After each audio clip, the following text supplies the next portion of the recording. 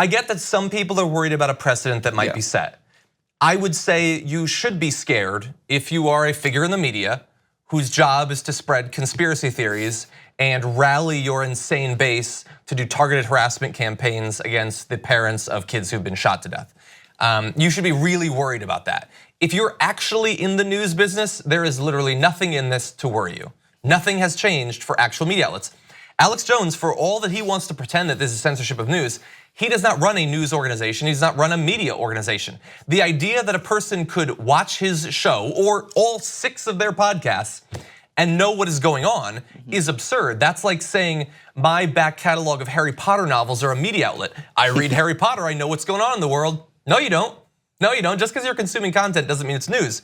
What he does is he does harassment campaigns. He gets people to do death threats. This has been a pervasive, like people talk about Sandy Hook. Obviously that's the worst example of this, but that is all that they do. So, and by the way, the definitions of free speech that are going around or your First Amendment rights obviously have no attachment to reality.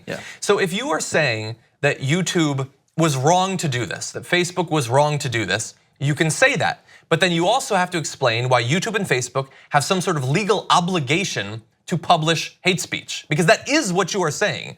You are saying that there is nothing that merits removal from the service because he is inspiring his followers to commit acts of literally crimes. There's an Alex Jones follower who is doing 5 months in jail right now because of her harassment of Sandy Hook parents that she got as a result of watching his show. That's what they do. And you can say that this is the beginning of some sort of massive purge of independent media. I think that's absurd. He is not independent media. So I don't think that you actually have to worry if you're in the legitimate news game. I mean, I think it's also even, like you say, it's not legitimate news, basically from the perspective that he doesn't make his money or base his media empire on media. It is literally a supplement sales line that uses fear and conspiracy to get viewers, and then he sells. And okay, to be fair, like all media has commercials. All media has deals with advertisers, and yes, you get people to watch your show by talking to your audience, and then your audience watches your commercials.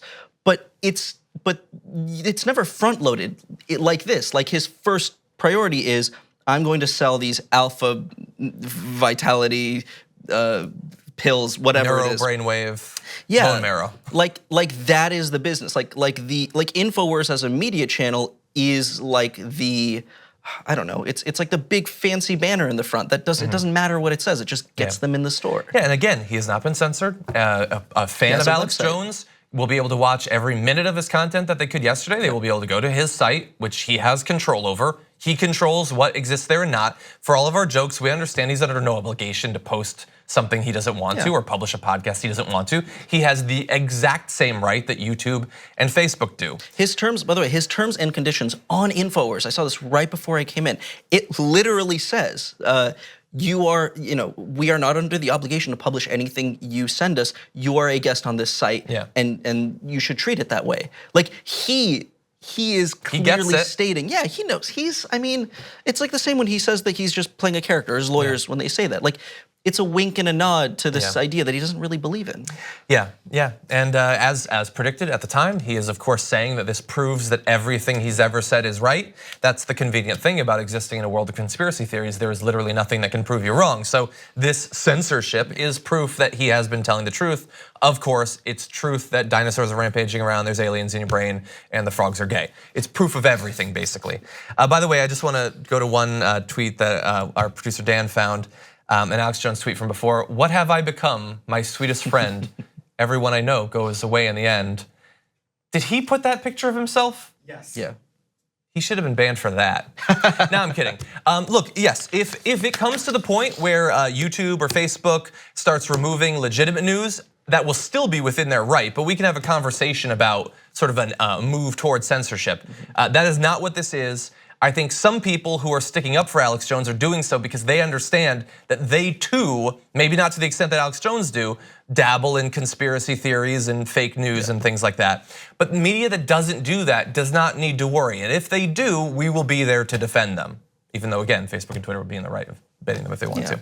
Thank you so much for watching this video from the Damage Report. Please don't forget to like the video and also to subscribe to the channel so that you get notified as soon as new videos become available. To hear even more about both this topic and other issues not being covered nearly enough by the mainstream media, you're gonna wanna tune in every morning to our full hour-long show. That's at 12 p.m. Eastern, 9 a.m. Pacific, available on the TYT Network channel on YouTube TV.